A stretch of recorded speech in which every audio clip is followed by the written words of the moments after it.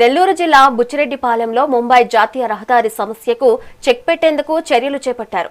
శాశ్వత పరిష్కారం చూపేందుకు 14.40 కోట్లతో పనులు త్వరలో ప్రారంభిస్తామని మున్సిపల్ చైర్పర్సన్ మేర్ల సుప్రజ మురళి తెలిపారు.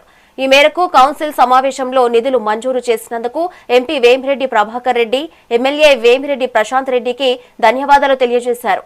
ఈ సమావేశంలో ప్రవేశపెట్టిన 23 అజెండాలలో 22 అంశాలను ఏకగ్రీవంగా ఆమోదించినట్లు వెల్లడించారు.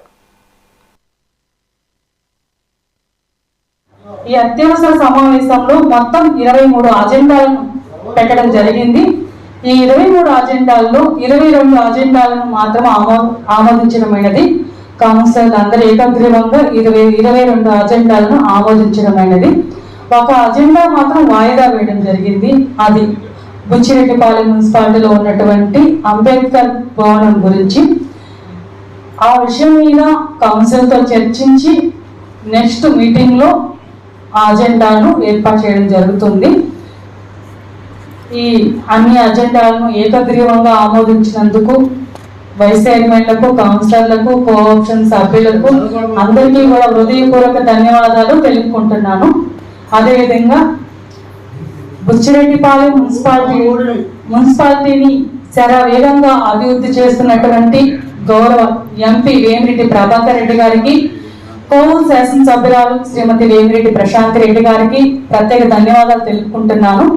మన బుచ్చిరెడ్డిపాలెం మున్సిపాలిటీలో ఉన్నటువంటి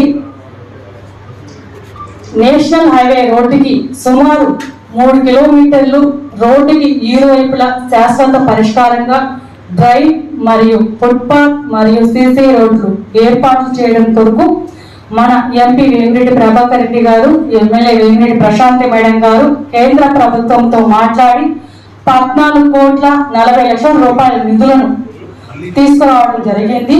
అతి త్వరలో పనులు ప్రారంభమవుతాయి. అందుకు ఎంపీ వేమిరెడ్డి ప్రభాకర్ రెడ్డి గారికి, ఎమ్మెల్యే వేమిరెడ్డి ప్రశాంత్ మేడం గారికి బుచ్చిరెడ్డిపాలెం మున్సిపాలిటీ ప్రజల తరపున, కౌన్సిల్ తరపున ప్రత్యేకంగా ధన్యవాదాలు తెలుపుకుంటున్నాను.